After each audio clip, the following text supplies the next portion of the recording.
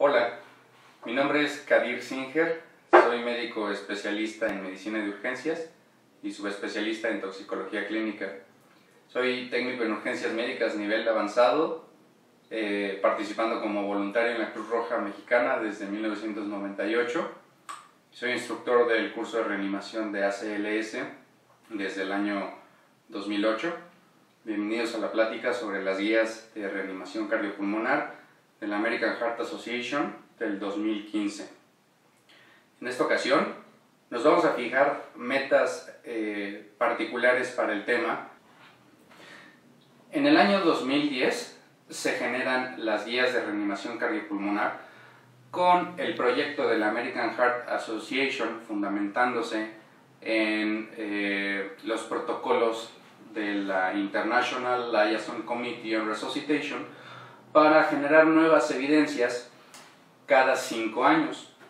Este año se cumplen 49 años de la publicación de las primeras guías de reanimación cardiopulmonar y es el 55 aniversario de la institución de las maniobras de reanimación cardiopulmonar por el padre de la reanimación, Peter Safar. Hay que maximizar el tiempo de las compresiones y sabemos que esto, antes lo conocíamos como limitar las interrupciones en las compresiones. Profundo, pero no tan profundo. Que los despachadores de los servicios de emergencias estén capacitados para instruir a los usuarios vía telefónica en cómo dar maniobras básicas de reanimación cardiopulmonar, como puede ser RCP solo con las manos, y el apoyo de guías audiovisuales como los programas interactivos que se presentan en las aplicaciones de los teléfonos celulares hoy día. Otras recomendaciones para el soporte vital básico es paciente que no respira y se tiene la sospecha de estar en un ambiente de intoxicación por opioides, administrar naloxona por vía intramuscular o por vía intranasal. Esto puede generar debate respecto a la disponibilidad que se tiene de los antagonistas. Se han documentado estudios no aleatorizados en donde la población civil es capaz de administrar naloxona por vía intranasal en pacientes que se conocen ya dependientes de uso de opioides.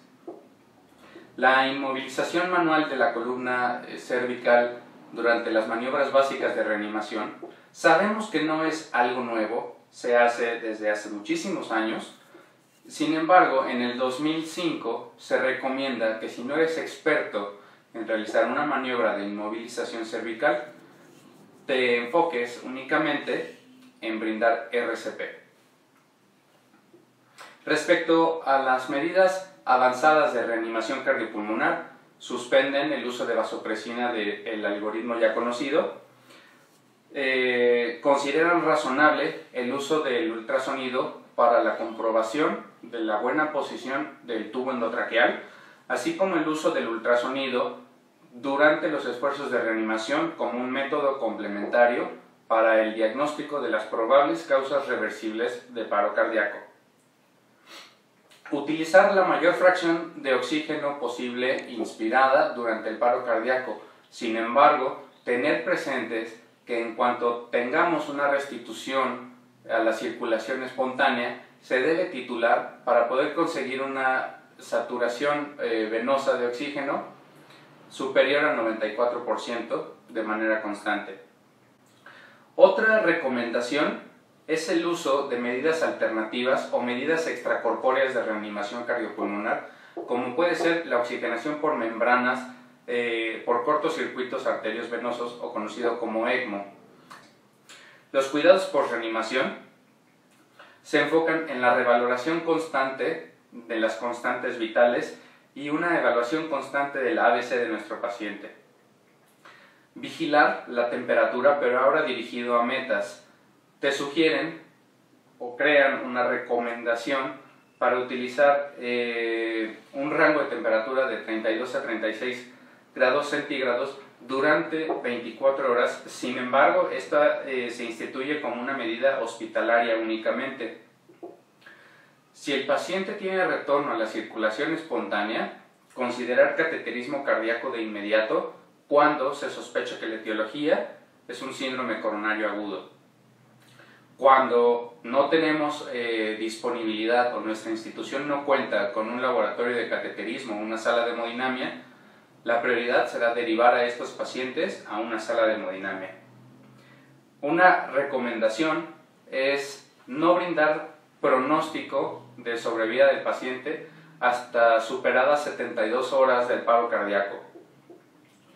Y una nueva consideración que se ha tocado ya en guías anteriores es la preservación de órganos en pacientes potenciales donadores. 5 características destacadas en los síndromes coronarios agudos es: si se diagnostica un síndrome coronario agudo como un infarto agudo del miocardio con elevación del segmento ST, la prioridad es derivarlo a una facilidad que cuente con un servicio de hemodinamia, recordando: paciente correcto, el hospital correcto. Eso guía a la segunda recomendación. Cuando no contamos ya en el servicio hospitalario con una sala de cateterismo, buscar la referencia inmediata a una sala de cateterismos.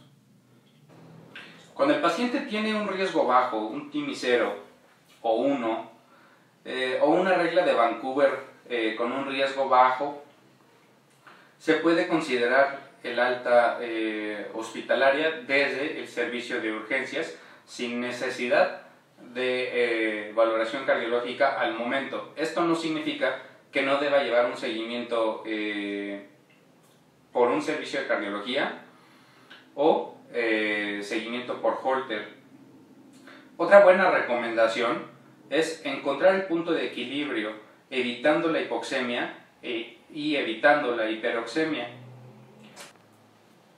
Es importante entender que la mayor tasa de supervivencia y el menor déficit neurológico se presenta cuando la desfibrilación se realiza lo antes posible y cuando las compresiones torácicas se realizan lo antes posible y sin interrupciones. Las guías 2015 de reanimación nos arrojan 315 recomendaciones. De estas recomendaciones es importante saber que el 25% pertenecen a la clase 1, que el 68% pertenecen a la clase 2 y que el 7% pertenecen a la clase 3. Un nivel de evidencia alto, un nivel de evidencia A, las guías 2015 solo nos arrojan el 1%. Estas son las clases de recomendación según la American Heart Association y es un sistema internacional para la generación de recomendaciones. La clase 1 es la única que genera una indicación que tiene un alto valor en relación al beneficio sobre el riesgo de la utilización de tal o cual procedimiento. La clase 2A es una recomendación moderada. Estamos de acuerdo, el beneficio supera el riesgo, pero se debe enunciar como es razonable que se realice este procedimiento. La clase 2B ya es una recomendación baja y en esta situación puede ser razonable. El beneficio puede superar el riesgo, pero no tenemos la certeza ya que la evidencia es muy baja. La clase 3 básicamente no demuestra beneficio. Los niveles de evidencia exponen en cuántos estudios y qué calidad de estudios fueron en los que se basaron para generar las clases de recomendación. La evidencia A nos dice que se realizó sobre al menos un metaanálisis o ensayos clínicos aleatorizados, que es lo que estadísticamente presenta mayor peso científico o mayor evidencia. El nivel B es una evidencia de calidad moderada, ya que esta es obtenida de 1 o tal vez 2 ensayos clínicos aleatorizados o metaanálisis de ensayos clínicos aleatorizados que tengan una calidad moderada. Cuando hablamos de una calidad moderada, significa que en el estudio se empiezan a crear sesgos que crean duda respecto a la veracidad con la cual podríamos sustentar o defender el uso de sus recomendaciones. El nivel BNR que es no aleatorizado, tiene una evidencia de calidad moderada, obtenida de uno o más estudios no aleatorizados, que pueden ser estudios de observación o estudios de registro, que son bien diseñados y fueron bien ejecutados. Sin embargo, no crean la suficiente fuerza estadística. Vamos a ver que muchas de las recomendaciones generadas en estas guías 2015 tienen un nivel B o incluso un nivel C, en donde son estudios observacionales realizados en poblaciones pequeñas de manera no aleatorizada. El nivel de evidencia C nos brinda datos limitados para generar recomendaciones. Normalmente son estudios de observación o de riesgo aleatorizados o no aleatorizados. Sin embargo, sus diseños presentan generalmente limitaciones de ejecución. Pueden ser también metaanálisis de dichos estudios o estudios fisiológicos, ya sean modelos animales o modelos mecanicistas en personas. Y otro, que es un nivel C, en donde es un consenso de expertos quienes opinan al respecto basado en su experiencia clínica. Debemos de considerar que aunque sean expertos en la materia, la experiencia clínica no tiene un fundamento científico de peso para generar recomendaciones científicas. Las guías 2015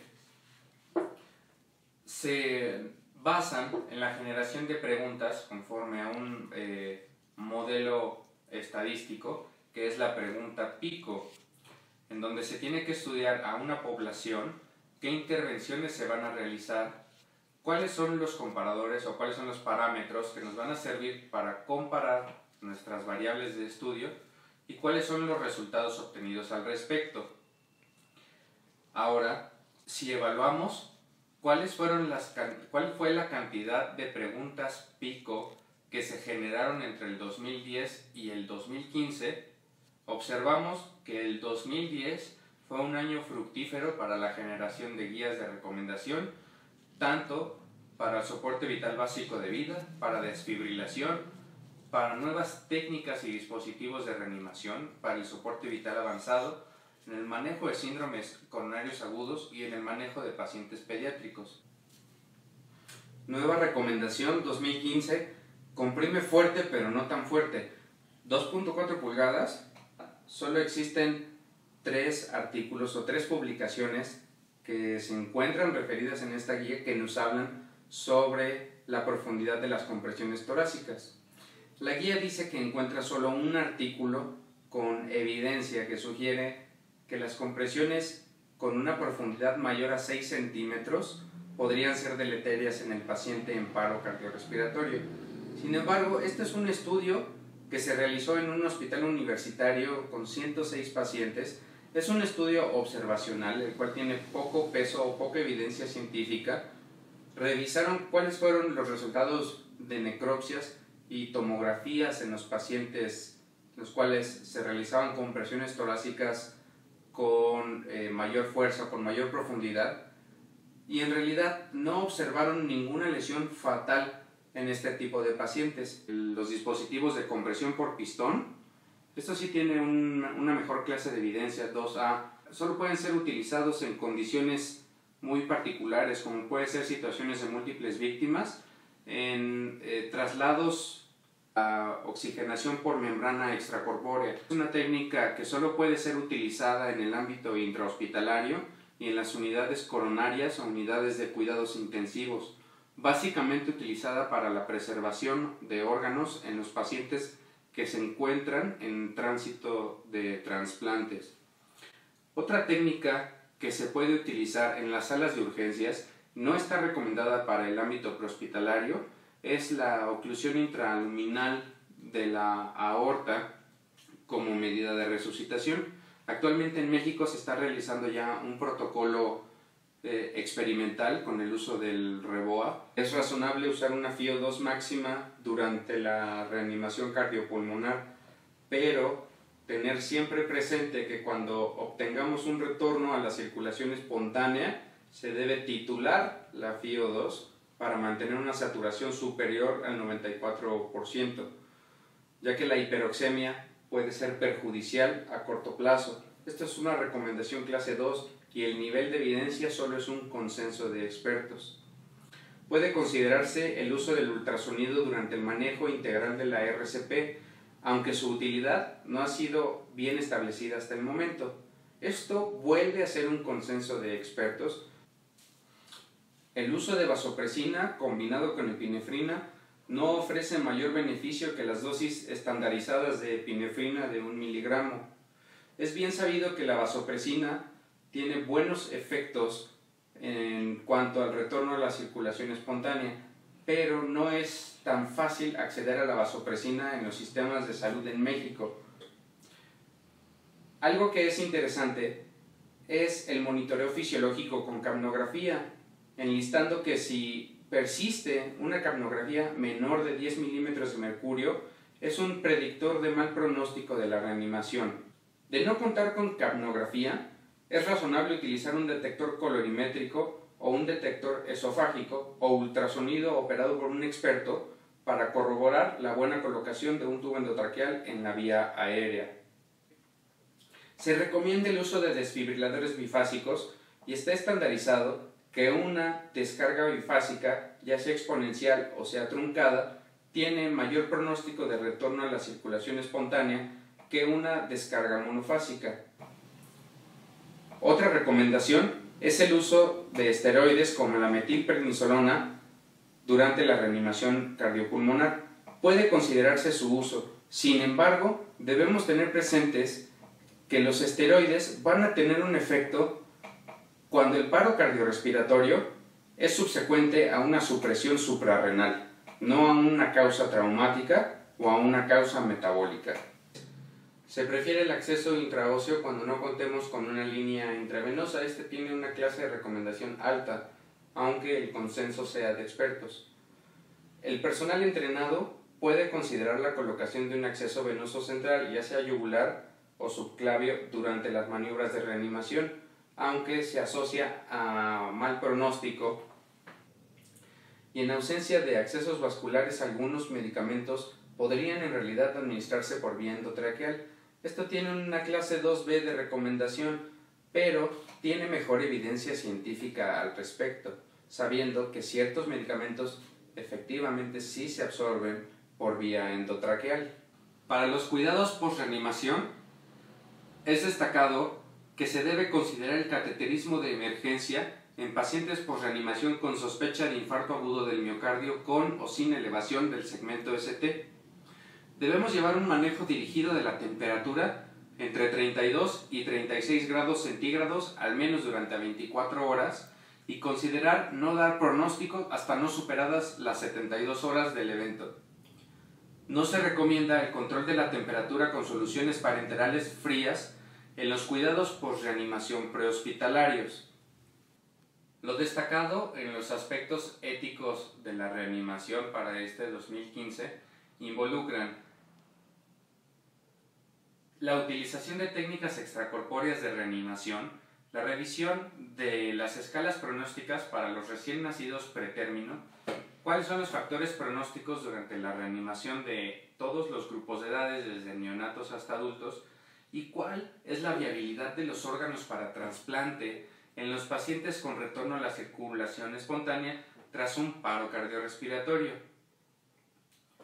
Asimismo, cuando un médico tratante con base científica a toda la historia clínica del paciente gira una orden de no reanimación, los demás médicos están obligados a acatar esta orden de no reanimación y tienen un nivel de evidencia 1A.